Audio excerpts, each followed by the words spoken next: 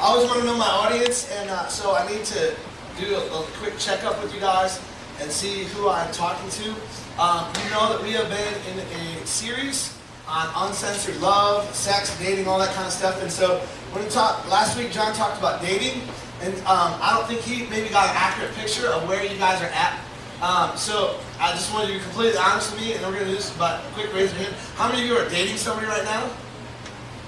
All right, you put some of you are like, well, I don't know, kind. All right, so go ahead and put your hands up. How many of you are like doing that? I'm kind of dating. We're hanging out. We're together.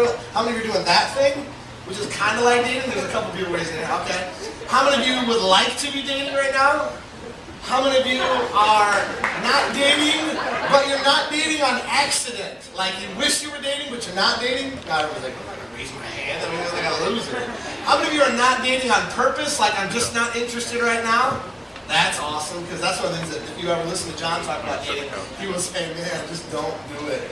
Wait till you are older. He will tell girls to avoid the boys like the plague, and he'll tell the boys the same thing about the girls.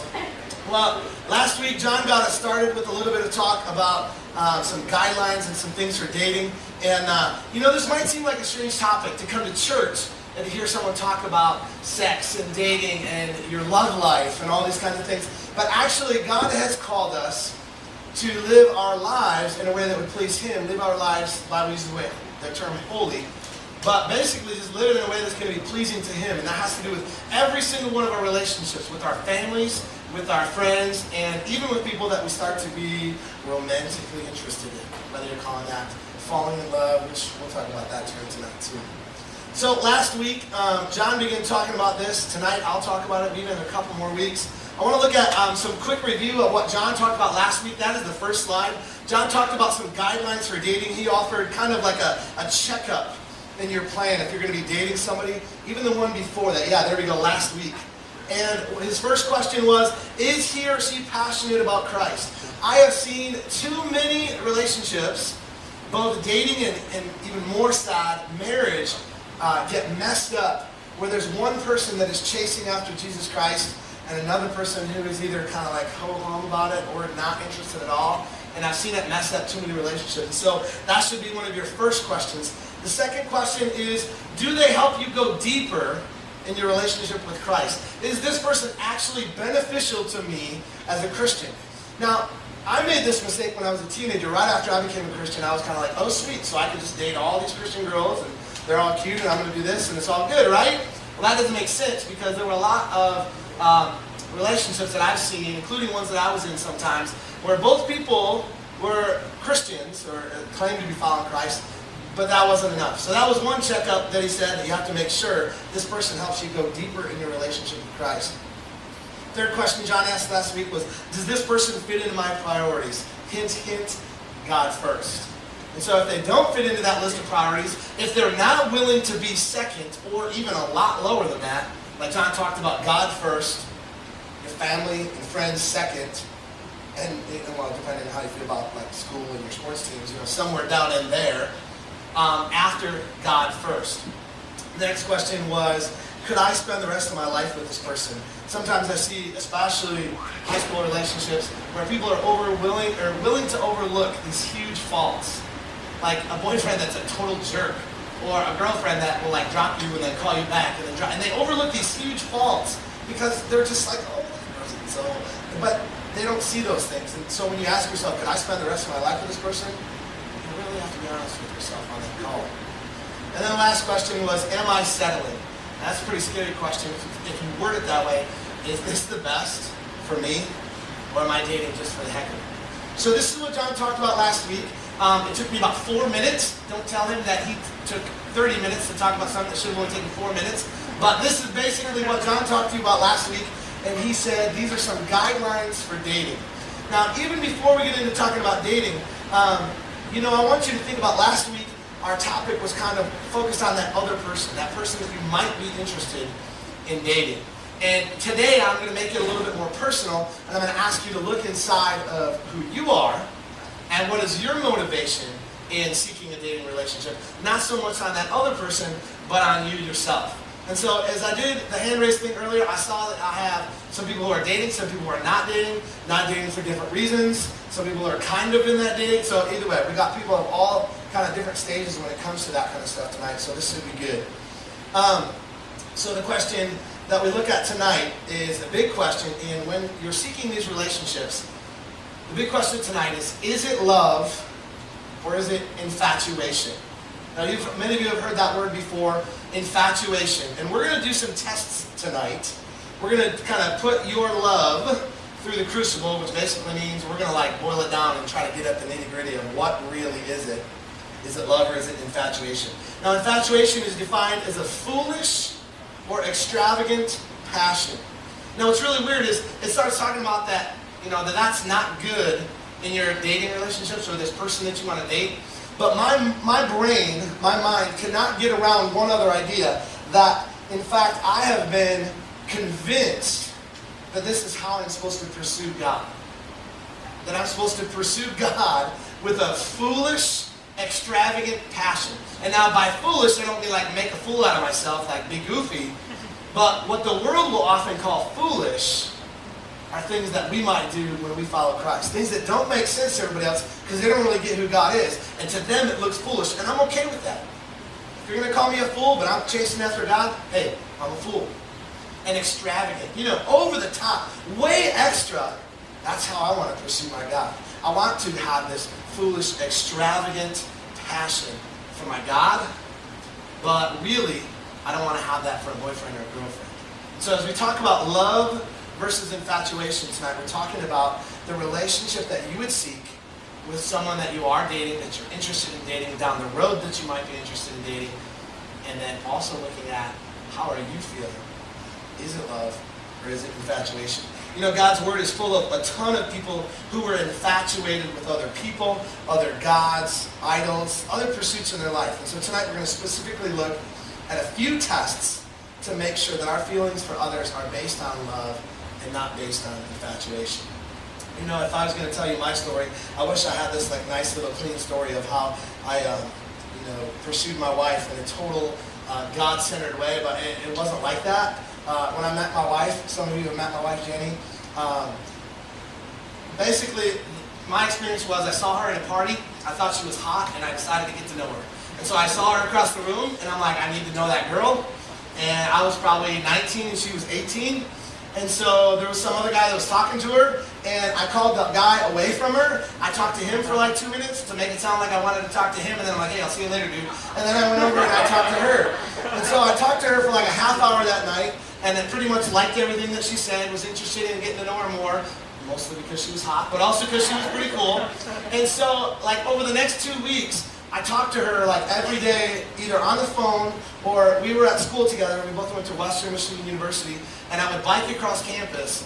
And unfortunately, it was December, and biking on college, there's hills. Either way, it was it was an effort to get there, but I thought she was worth it. So I have to admit to you that I was completely infatuated with my wife. Now, lucky for me, this was at a time that I was starting to grow in my relationship with God and realizing that my relationships needed to be different. And also lucky for me, there were a couple guys that came alongside me in my life who held me accountable to things, who were teaching me about what a real God-centered relationship would look like with a girl. So I was lucky, because I really probably would have made some huge mistakes. And I even had begun to make some of those huge mistakes.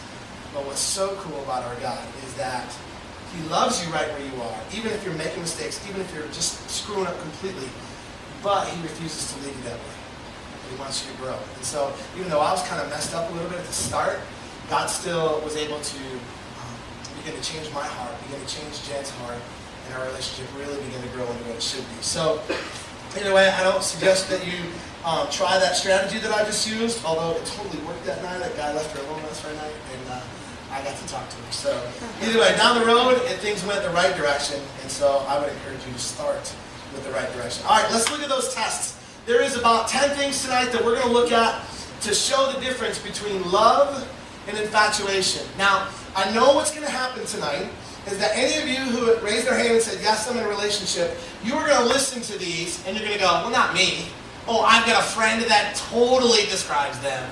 And I'm going to caution you to not do that. Now, you may very well have that friend who's like completely infatuated with somebody, and they're like, it's their world. You probably heard me even say stuff like that. But I'm going to challenge you, even if you're not in a dating relationship, to think about yourself and how you would pursue a dating relationship later on in life, whether it's next year, a couple of years, or even when you're starting to look for somebody to get married to. And so I really want to challenge you to not just look outside you at other couples or friends of yours who totally fit into this category, but I really want you to think about your own motivations. So let's get started. The first one is that love takes time to grow and infatuation explodes in an instant. And before you start making fun of that, that's totally exactly what happened to me. I saw Jenny across the room and I was like, oh, I need to know her. And so, no matter what was going to happen that night before I left that party, before I left that house and went back to my dorm or apartment or wherever I was living at the time, that's totally what it was. It was exploded. I'd never seen her before. I was talking to somebody else, turned this way, and she was like on a stairway. I can still see her now. She's on the stairway, talking to that guy, and either way, it exploded in an instant. It didn't make sense because love is not like that. Love takes time to grow. Infatuation explodes in an instant. Sometimes I wish that term falling in love could just go away, because falling in love is kind of goofy, because you might fall into infatuation, you might fall into lust, because you're like, I just want to get with that person or whatever, but you're not going to fall in love, okay? People fall like in a hole, like on cartoons, you see them fall into the manhole, or people like fall in the dirt. They don't fall in love. You don't just boom, stumble into love. Love takes time to grow. I wish we could get rid of those words, falling in love, from our vocabulary. So, if love really comes out of a relationship that has caring, where there's looking at their core personal character traits, it's really not just your first impression of what they're like. I also believe that you're wise not to just quickly begin to speak your love on another person, even if you start to wonder, is this just infatuation, is this love? Now, how many of you went to our church on Sunday morning? Anybody here? A couple people? You heard our pastor, Pastor Gaucher, talk about the fake ways to mouth the words, I love you. So you guys remember that, right? So he goes, and that was my left shoe. And you could use the words olive juice, you could say, it looks just like I love you. And there are these other fake words that he said he had read about, that if you mouth them to somebody because you want to tell them that you love them, but you're totally chicken to do it, and so you want them to say it first, and so you do that fake mouth it thing, and then hopefully they say it back, and you're like, oh yeah, I love you too. Well, this is not what I'm talking about when I say don't say I love you real early in a relationship. In fact, when I was dating my wife, I was very careful, and friends of mine encouraged me. They're like, dude, even if you're kind of feeling some of these things, and you care for her a lot, and you like kind of want to hang out with her, you want to be with her, you need to be real careful about those words, I love you, because that carries a lot of weight. And you need to be sure that that's really what it is before you say it. So I would encourage you, like on your first date with somebody, first of all, you're probably going to creep them out. But don't tell them I love you on the first date. In fact, don't tell them on the second, 5th, 10th, or even 20th date. This is something that takes time to grow. Okay? So love takes time to grow. Infatuation explodes in an instant. Love test number 2. Is it love or is it infatuation? Love grows out of knowing all you can about the other person, good or bad. When you are infatuated, you don't even really know a whole lot about the other person. You just know that they're perfect. And everything about them, how they look, what they say, how they smell, everything is just perfect. He's so dreamy. Yeah, whatever. Okay? Nobody is perfect. Nobody is even close. And so I don't want you to be laying out there thinking that this person is perfect. You really need to get to know them. You need to know their strengths, their faults, what they like, everything about their life, and not just this quick, like, oh, they're the best, they're flawless, they're perfect. True love really wants to know all about somebody, the good, the bad, the ugly, a real person. Love test number 3. True love focuses on the other person, while infatuation is self-centered. Now, at first, this doesn't sound right, because you would think that when someone is infatuated with somebody, they're all about that other person. He's so this, she's so that. It sounds like they're talking about the other person, but in actuality, it is all about them. And it's about what they want, and that they want to have this relationship with this person, and all of their desires. And it actually is selfish. So it's kind of funny, because you would think that the infatuation would be all about the other person, But in fact, infatuation is very selfish. It's about filling my needs, what I want, what I need, what I think is best for me. But true love truly focuses on the other person, not what they can do for you, but what can make them a better person, what can make their life better, what can draw them closer to God. So true love focuses on the other person, while infatuation is self-centered. Next test. Is it love or is it infatuation? Sometimes an infatuated individual can be in love with 2 or more people at the same time. I know this sounds ridiculous, but some of you have been in this situation before where you see these 2 people and they're both really good looking and they both seem pretty cool and you're like, hey, I could pursue a relationship with them, or I could pursue a relationship with them. Either one would make me happy. I'd be good. I'd have somebody to date. And some of you are smiling because you know exactly what I'm talking about. So nobody like turned and talked to anybody, but some of you were like, yep, been there. Okay? You see those 2 different people or 10 different people or whatever it is, and you're like, I could date any one of those guys on the basketball team or any one of those girls on the volleyball team. And you just have this thing where it's just about what you want. You just want somebody to date. You can even be pursuing more than one person at the same time. True love is focused just on that one person. The feelings that you have with infatuation, they don't really have a whole lot to do with love. But when you really love a person, you decided to love them, and that's for their benefit, not for yours. Okay? Love test number 5 is love. Is it infatuation? And I know I'm flying, but there's about a dozen of these, 10 of these, so we're going to keep on moving through them. Remember, as we go through each one of these, I'm asking you to not think about your friend who's dating somebody. I'm not asking you to think about, you're somebody else you know, whatever. I'm asking you to kind of be introspective. Think about you. Think about your motivations. Even if you're not dating somebody right now, what would be your purposes? What would be your motivation for dating, even as it came along later? Okay? All right, next one. Genuine love creates a sense of security and trust.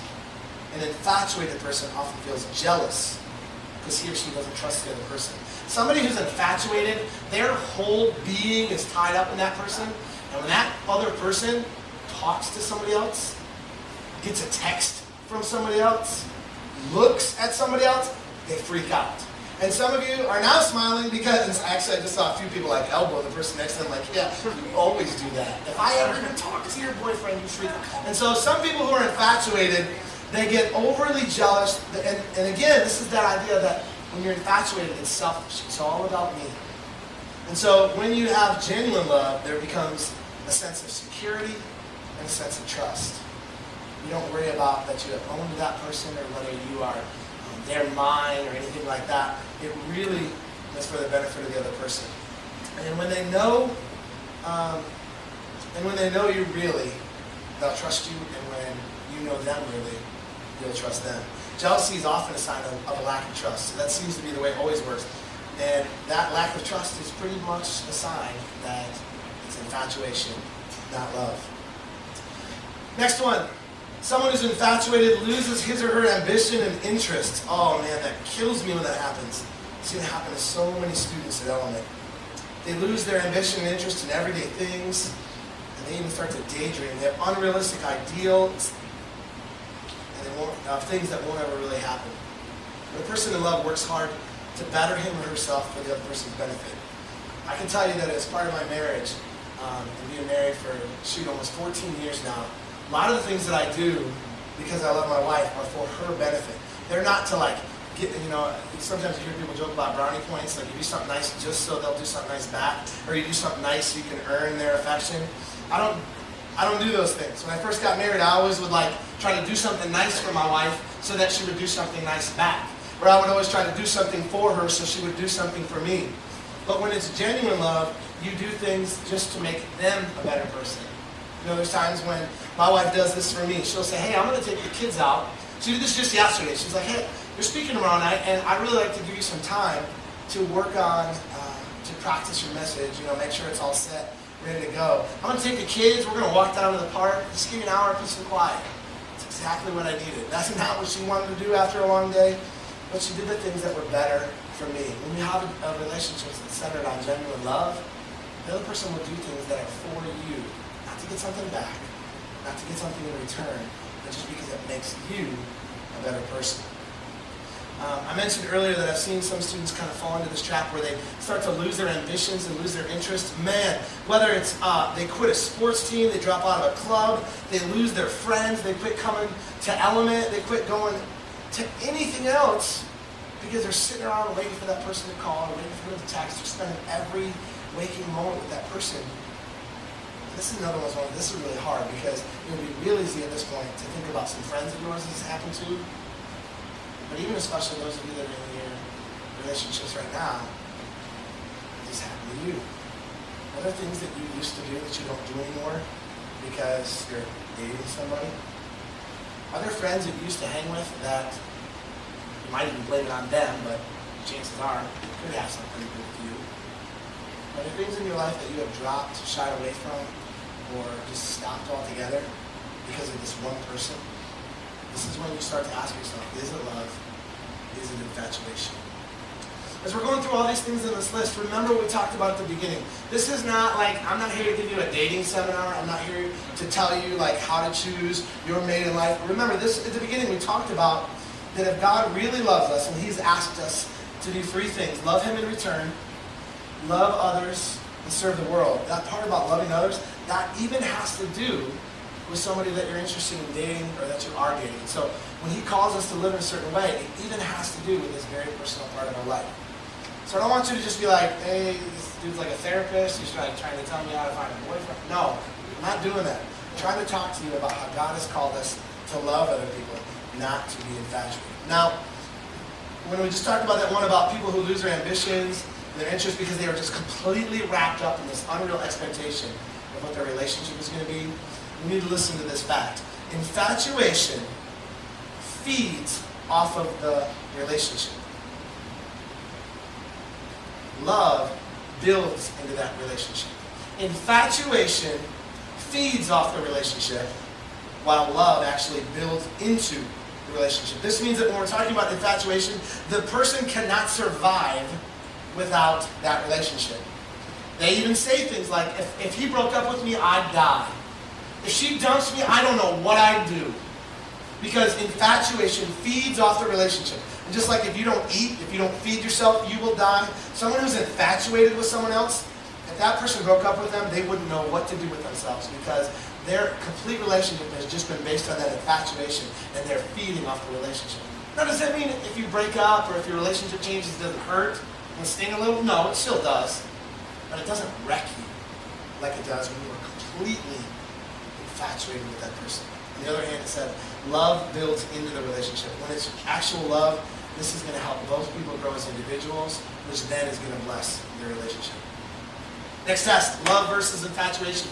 A couple in love lives in reality because they're going to actually openly face problems. They're going to try to solve them, while infatuated people live in fantasy land. They just sweep the problems under the rug and they try to pretend they don't exist. Everything's perfect. Now, what's really scary about this is that sometimes these people who get caught in these infatuation relationships, they begin to overlook huge problems. We're talking physical abuse, emotional abuse, sexual abuse, mental abuse, and they're willing to overlook it because they become infatuated with this person. And if you have ever been in this situation, or had a friend who's in this situation, you are asking that other person, why are you still in this? Sometimes you might even ask yourself, why am I going back to this person? Well, it's because of infatuation. This buy-in that you don't even see them as a real person. They're just up on this pedestal. They're this perfect person. And yeah, I know we don't like that part, but I don't care. It's just so great. And what's awful is sometimes those people end up getting married. And usually sooner or later, they become a statistic. Divorce. A lot of other problems that come out of that too. God wants us to love Him with all of our heart, our soul, our mind, and our strength. You find that in a couple places in the Bible. One of them is Mark 12:30. Don't you think He wants us to love others in the same way? Love doesn't mean shutting down your brain and ignoring other people's faults, because that's what a lot of people do. It just means facing those challenges together, making sure that those problems, those faults, those things that could be huge get solved, not swept under the rug. Next test, love versus infatuation. Love understands that giving someone space is a good thing.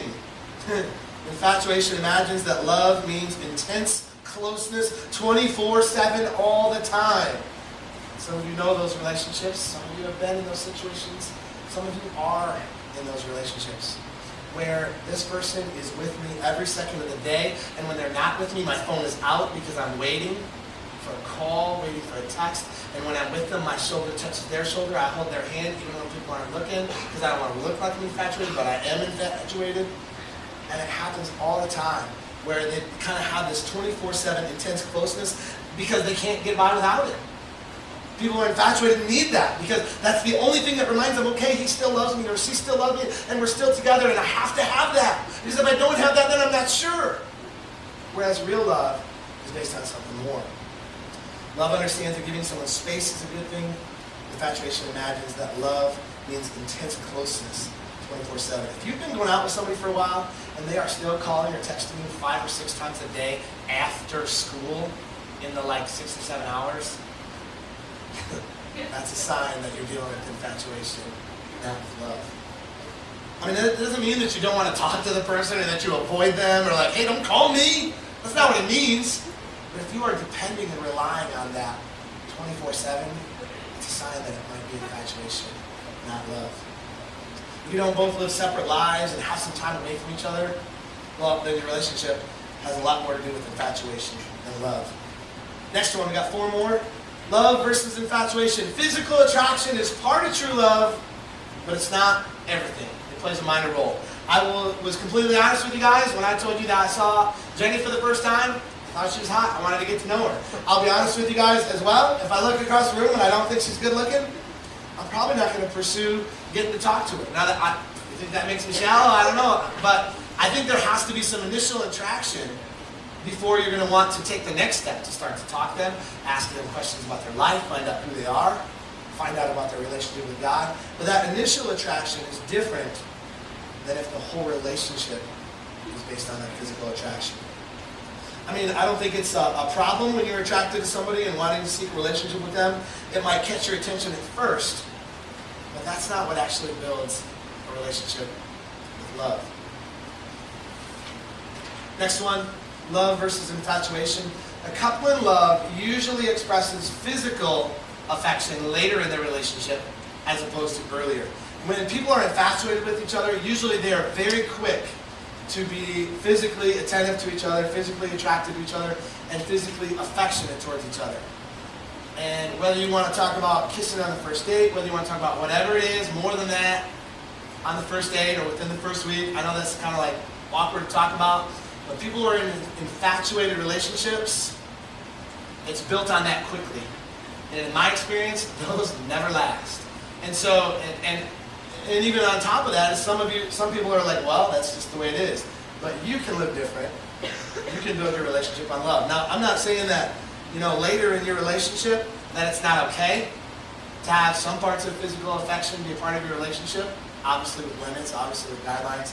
But when it's right at the beginning, when your first date starts out, where, you're making out on the couch on your first date, probably not a good start. Without genuine love to back it up, affection just ignites, but then it's going to consume a relationship. It's going to take over. Your whole relationship is going to be based on that, and it's not going to go any deeper. Last 2. Love tends to endure, while infatuation can change suddenly and unpredictably. If it's real love, it's pretty stable. It's going to last. It's going to grow slowly. It's going to stay stable. And the relationship is going to continue to get better. If it's infatuation, as quickly as we talked about before, where it's boom. When you're in it, it's boom. You're out of it. Because some of you have seen those kinds of relationships happen where you're infatuated with this person, then all of a sudden one thing happens, and the relationship is over. Because infatuation, things change suddenly and unpredictable. The best way to test stability in a new relationship, it comes from watching that other person and seeing them in their daily life. And you can't do that if you're attracted or if you're attached to them by the hip, if you're with them every second. And last week, John talked about some dating guidelines. Let me sneak in a couple of my own. If you, so first I'll speak to ladies. And guys, just kind of go opposite on this, because we have more girls here tonight than guys. Girls, if you watch that guy, I'll tell you the number one relationship that you watch is you watch how he treats his mom. Watch how he treats her to her face, listen to how he talks about her to you, and listen to how he talks about her to his friends. If he doesn't treat her right and talk well about her, stay away from him. I will tell you that how he treats her is how he'll treat you. Maybe not right now, but it's going to happen. Watch how people treat their friends. Watch how people talk about people behind their back. Watch how people treat the guy in the drive-thru at Taco Bell and waiters. I know that sounds goofy, but you watch it, and I read that one somewhere. If you watch how people treat waiters, without fail, people who are rude to waiters are rude people. Because if you're going to be rude to a stranger who you've never even met before, it's a lot easier to be rude to people that you love or people that you spend a lot of time with. So watch those relationships. And that's a good way to kind of find out who that person is without instantly attaching yourself at the hip to that person. Before you get into that serious relationship with them, find out what they're really like so that you don't get burned by it later. Love tends to endure. Infatuation can change suddenly and unpredictably. You need to watch those other relationships that person's in. Last one. What happens when you break up? And you will. You'll break up. No, not me. We've been together for 6 months. We're going to get married in 8 years when we graduate high school. No, you're not. I'm sorry, you're not. I think on the drive here today, I dated 7 girls in high school and 1 in college before I met Jenny. And every single time I was like, maybe this person. No. I'm not. It actually finally took me saying this is ridiculous. And I quit dating for about 9 months. And that's when I saw Jenny. When I finally decided to quit dating is when God's like, okay. And actually, I got married very young. Jenny and I were still in college when we got married. Most people didn't get married until later than that. And so I was actually, that would seem to be early, but we did get married about a year or 2 later after I met her. And, but those relationships before, probably not when I was like a freshman and sophomore in high school, but the girls that I dated my junior and senior year, and the one girl that I dated my freshman year of college, like all of them, I was like, oh, she's so wonderful, and she goes to church, and so this will probably work out, and I think this is good. It's just not going to happen. And some of you are going to say, well, what about that 1 in a million? That's me. I'm that 1 in a million. You can tell me that it's 99.99%. It's not you. I know I'm probably sound like a big jerk, but I'm just telling you that I don't care if you've been dating them for 3 months or 3 years. If you're in middle school or high school, chances are, now some of you are going to be like, hey, my mom and dad have been dating since 7th grade. Are you telling me that they're not the right people? No, I'm not telling you that. Because actually I have like 2 friends out of like the 1,000 people that I know in life that actually did date in high school and actually did work out. So there's that like 0.01%, there it is. But I'm telling you, don't think about that as like, oh well, it's okay that we're like, I can be infatuated with them because I'm going to get married. Alright, so when you break up, if you build your relationship the right way, if you treat them with love and not with infatuation, when you break up, if you haven't crossed those physical boundaries that we talked about, if you've really built a solid friendship, I'm not telling you it's not going to hurt. I'm not telling you it's not going to be a little bit awkward at first. But if you built your relationship right, when you break up with them, you're still going to be able to have friendship with them. You're still going to be able to treat each other with love and respect. And you're still going to understand what's best for both of you. And so, this might be a little personal, but I want you to think about every person that you've ever been going with or dating or whatever. Are you still friends with that person? Some of you are like making a face like, I can't stand that person. Well, you know what? Then I wonder if your relationship was built on infatuation or was it really built on doing what's best for me and what's best for them and building each other up? Maybe not. So, tonight we've been talking about these relationships, and are they based on love or are they based on infatuation? Obviously, if we want to model ourselves after Christ and how He loved us, He calls us to love each other with that same kind of love. In fact, in Ephesians 5:2 it says, Jesus didn't love in order to get something from us, but to give everything of Himself to us. Jesus didn't love to like be awesome and be perfect and us to be like, oh, He did it for us. He loved us for us. And so when you build your relationships, and I'm not even just talking about trying to find a boyfriend or a girlfriend, but even with your family, even with your other friends, if you build your relationship on love where I am all about loving that person, whether I feel like it or not, because God's called me to love them, I want to love them, I'm going to do what's best for them, not what I want, not my selfish desire, but what's best for them. That's when we begin to love like Christ did. If you claim to be a follower of Jesus Christ, you should be striving to be like Him.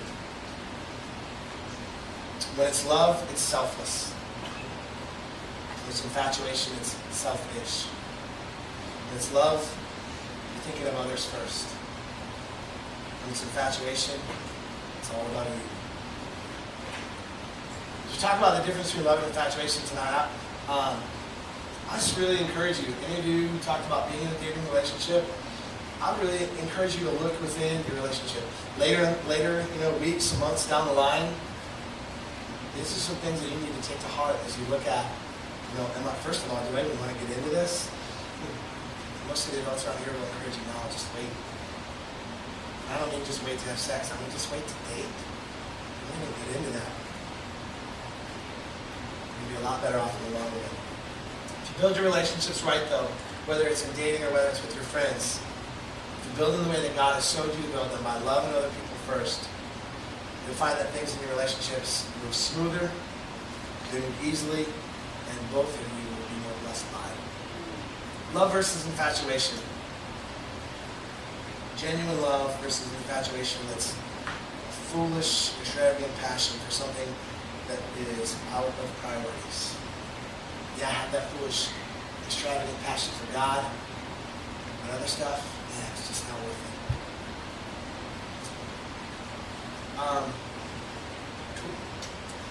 We're going to pray and finish up tonight. Right when I finish praying, I have one more announcement that I'll make for you guys. I love talking with you guys tonight.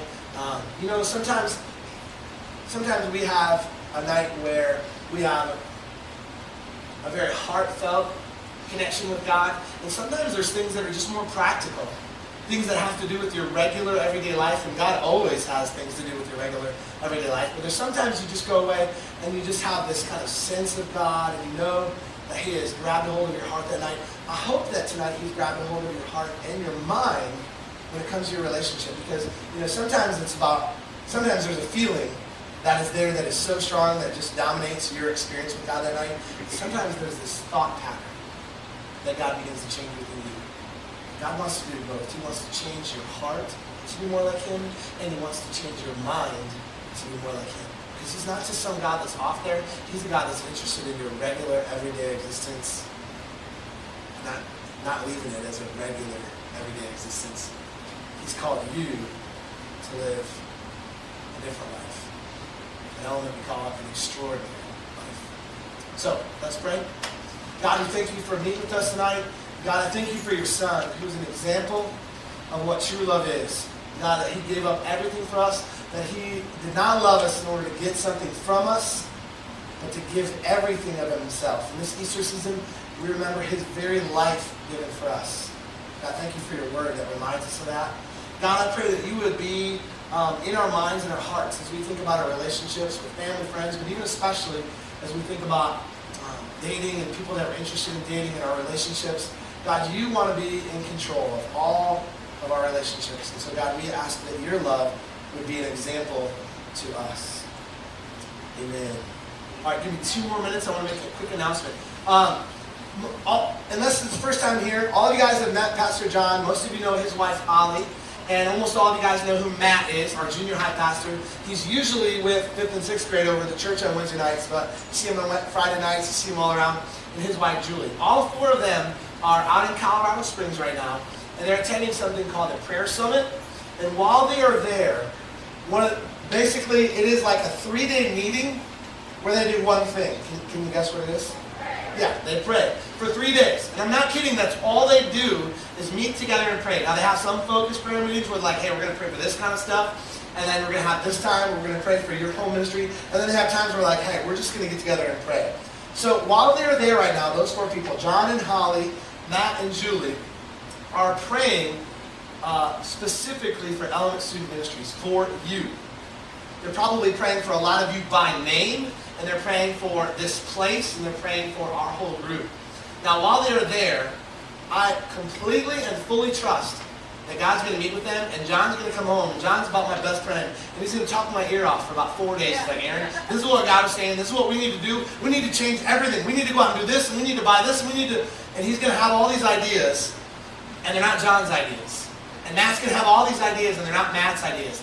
And Holly's going to be telling John all this stuff, and Julie's going to be telling Matt all this stuff, and they're going to come back, and they're going to be fired up. And so what I want to see if you're interested in doing is starting tonight and tomorrow and Friday, I'm wondering if any of you will be willing to call or text John, Holly, Matt, or Julie. So if you don't have their phone number and you want to get one of their phone numbers, bust out your phone right now, and you can just, just put it in your address book. In fact, it'd be a great idea. Some of you are like, who are John, Holly, Matt, and Julie? That's okay, don't worry about it. But some of you guys know them very well, and you care about them, and you know what they are doing right now is a very huge deal.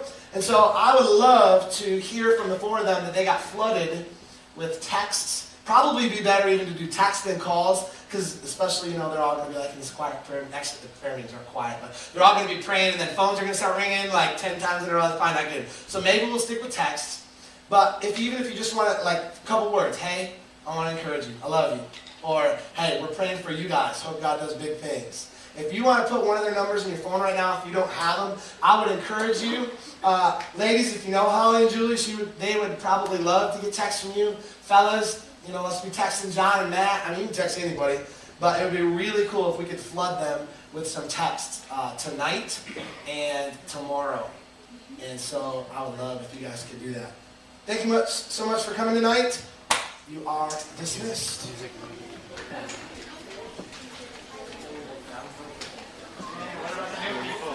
Some of you know you have a really bad memory. You might need to text them before you leave, or it'll never happen.